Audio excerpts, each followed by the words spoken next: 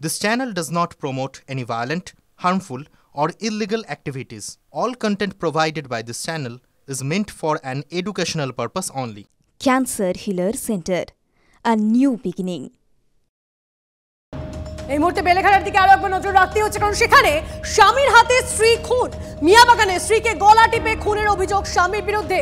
অভিযুক্ত দিবাকর ধরকে আটক করেছে পুলিশ, এমনটাই খবর পাওয়া যাচ্ছে। কিন্তু কেন এই খুন, কি ঘটনা জানবো। আমাদের প্রতিনিধি সুপ্রিয় আমাদের সঙ্গে রয়েছেন। সুপ্রিয়, দেখো, এখনো পর্যন্ত পরিবারের তরফ থেকে কিন্তু খুনের অভিযোগ সামনে তুলে ধরা হচ্ছে এবং এই বেলেঘাটা থানার মিয়াবাগানে গতকালই বছর 28-এর ওই গৃহবধূ তার অস্বাভাবিক মৃত্যু হয় এবং তার পরিবার ইতিমধ্যেই বেলেঘাটা থানায় অভিযোগ দায়ের করেছেন এবং সেক্ষেত্রে গৃহবধূর স্বামীর দিকেই কিন্তু খুনের অভিযোগ মৃতার পরিবারের তরফ থেকে। এবং সেক্ষেত্রে মৃতার পরিবার আরো যেটা দাবি করছেন, মাস 7 আগেই দুজনের বিয়ে হয় এবং তার পরবর্তীতে বিভিন্ন সময় টাকার জন্য মৃতার পরিবারের উপরে চাপ তৈরি করছিল অভিযুক্ত স্বামী। এমনকি অভিযুক্ত স্বামীর বিবাহ বহির্ভূত একটি সম্পর্কও ছিল এবং সেই সম্পর্কের কথা জেনে ফেলার পরেই কিন্তু মৃতার উপরে আরো অত্যাচারের পরিমাণ বাড়তে থাকে এবং গতকাল তার পরিবারকে খবর দেওয়া হয় যে মেয়ে আত্মঘাতী হয়েছে এবং তারপর তার পরিবারের সদস্যরা যখন পৌঁছয় তারা দেখেন যে বিছানার উপরে ওড়নার ফাঁস দেওয়া অবস্থায় শুয়ে রয়েছেন এবং সেখান থেকেই তাদের যেটা সন্দেহ যে তাদের মেয়ে আত্মঘাতী হয়নি, তাকে শ্বাসরোধ করে খুন করা হয়েছে এবং ইতিমধ্যেই লিখিতভাবে অভিযোগ দেওয়া হয়েছে বেলেঘাটা থানায়। অভিযোগের ভিত্তিতে অভিযুক্ত স্বামী তাকে ইতিমধ্যে আটক করেছে পুলিশ, জিজ্ঞাসাবাদ চলছে। বেশ, ধন্যবাদ।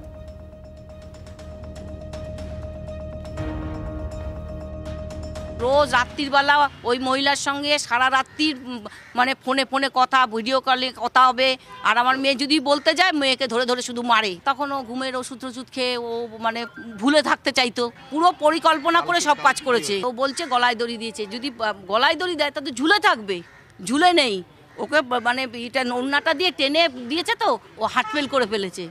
দিয়ে আমাদের ডাকতে এসছে, ভালো মানুষই দেখাতে এসছে যে আমি মানে আপনাদের ডাকতে এসছি। আমরা তো হাউমাউ করে কান্নাকাটি করে গেলাম, গিয়ে দেখি আমার মেয়ে নেই। আর আমার মেয়ে শেষ, আমার মেয়েকে শেষ করে ফেলেছে। আমার মেয়ে সুইসাইড করার মেয়ে নাও, ওই মেরে ফেলেছে। আমার ওই ছেলেটা সাজা চাই, ওর মায়ের সাজা চাই। মানে আপনার মেয়ে কি সুইসাইড করেছে নাকি? না, সুইসাইড করিয়ে দেওয়া হয়েছে, গলায় ফাঁস দিয়ে মেরে দেওয়া হয়েছে।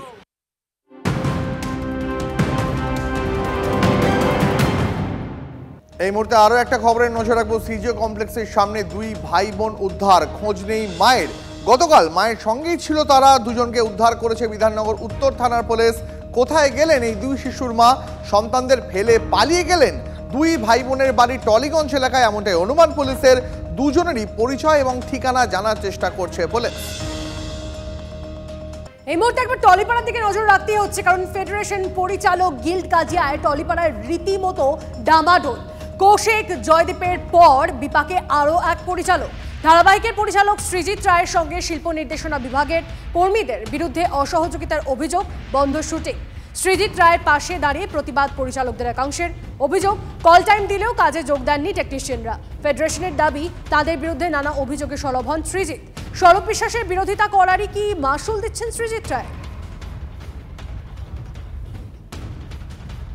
আমি যোগাযোগ করে উঠতে পারি ওদের প্রেসিডেন্টের সাথে, তো তখন আমাকে বলে, যেটা শুনে আমি খুব হতবাক হয়ে গেছিলাম, সেটা হচ্ছে যে আমি নাকি ফেডারেশন বিরোধী কথাবার্তা বলেছি, মাদার বডি বিরোধী কথাবার্তা বলেছি এবং সেই ক্ষেত্রে সেই জন্য নাকি ওরা কাজ বন্ধ করেছে। তো তখন আমি ওকে একটা জিনিস বলি যে তুমি তাহলে ভাই আমাকে প্রমাণ দাও। কালকে রাত্রির অবধি আমায় কোনো প্রমাণ দিতে পারিনি। ফেডারেশনেও আমি অ্যাজ এ প্রডিউসার আমি একটা মেল করেছি যে এরকম কাজ বন্ধ হয়ে গেছে এবং ফেডারেশন তো কর্মবিরতির এগেনস্টে বা স্ট্রাইকের এগেনস্টে আমি যতদূর জানি, কেননা এটা মাননীয় মুখ্যমন্ত্রীর নির্দেশ পালন করা হয়, এখানে সবাই করে।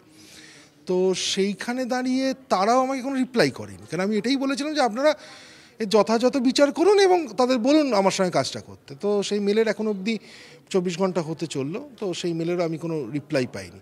এবং আপনি দেখতেই পাচ্ছেন যে আমরা সকলেই জানি কাঠের আজকের দিনে কী দাম, এবং এই ফ্লোরটার একটা ভাড়া আছে প্রায় 20 লাখ টাকার উপর ইনভেস্ট হয়ে গেছে। এবং আপনি আমাকে দেখে এইটুকু বুঝতেই পাচ্ছেন যে আমি বিশাল কোনো মাপের লোক নই যে 20 লাখ টাকা চলে গেল তো চলে গেল। মানে আমাকে তো পথে বসতে হবে এবং আমার পেটে টান ধরবে, আমার সংসারের প্রবলেম হবে। এদিকে সৃজিতের পাশেই দাঁড়িয়েছেন অন্যান্য পরিচালকেরা, তারা কি বলছেন শোনাই আপনাদের। এই 1 মাসের মধ্যেই বলা যেতে পারে 15 দিনের মধ্যে 3 জনের কাজ আটকানো হয়েছে। আজকে আরও অনেকেই আমরা আছি, তাদের কাজও আটকানো হতে পারে বলে আমরা আশঙ্কা করছি। মাননীয় প্রথমেই বলেন যে কাজ বন্ধ, কর্মবিরতি উনি বিশ্বাস করেন না, আমরাও করি না, কিন্তু আজকে সেই কর্মবিরতি করেছে। সৃজিতের সেটে আজকে কেউ আসেনি, কাজ বন্ধ হয়ে গেছে। আমরা প্রশ্ন করছি যে কি আমাদের অন্যায়। আজকের আলোচনার ভিত্তিতে কালকে আমরা দেখব, কাল সন্ধেবেলায় বা রাতের মধ্যে আমরা পরবর্তী পদক্ষেপের সিদ্ধান্ত নেব এবং সবাইকে জানাবো। ডিরেক্টররা আরজিকর আন্দোলন করেছেন, একটা জিনিস খুব পরিষ্কার করে আমি বলে দিতে চাই যে রাহুলের সময় যে ঘটনাটা ঘটেছিল এবং সেইটা কিন্তু ঘটেছিল জুলাই মাসে, আরজিকরের ঘটনা তখনও ঘটেনি।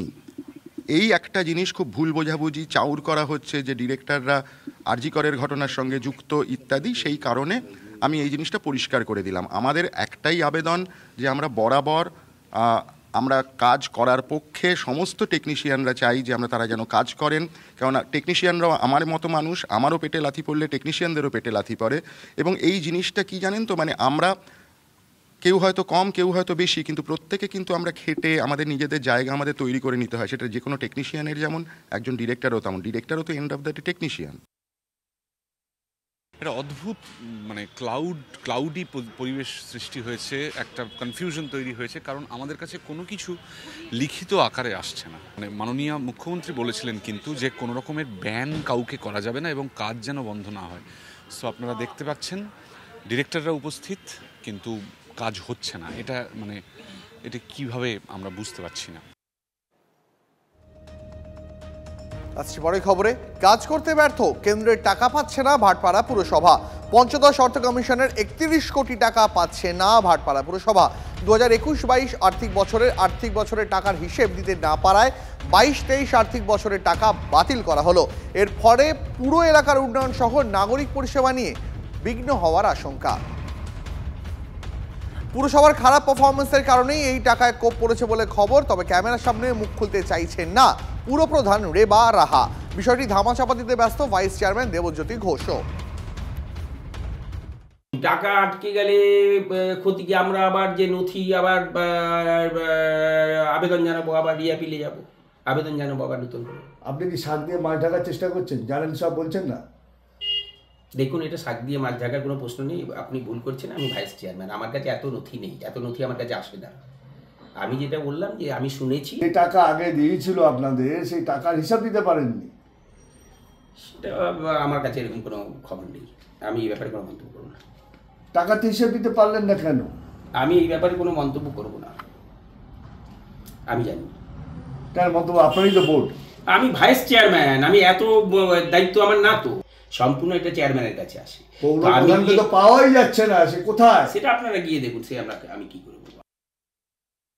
প্রশাসনিক ব্যর্থতা, পুরসভায় ঘুমন চেয়ারম্যান, এক খাতের টাকা অন্য খাতে ব্যয় করা হয়েছে, শাসক দলকে আক্রমণ অর্জুন সিং এর। 15 ফিনান্সে টাকার একটা নিয়ম আছে, এই টাকাগুলো আপনি ট্রান্সফার করতে পারেন না।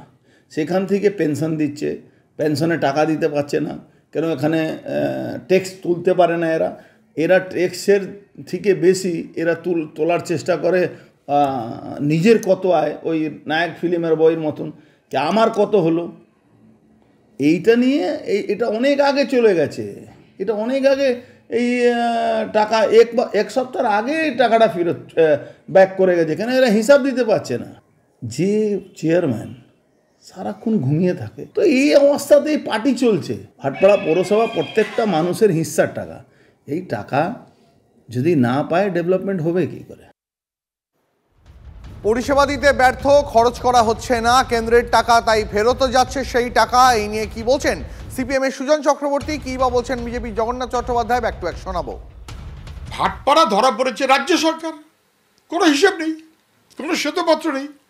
ফলে রাজ্যের অর্থব্যবস্থার হাল যে খুব খারাপ, এমনকি টাকা যে নয়ছয় হচ্ছে, টাকা যে ফেরত চলে যাচ্ছে।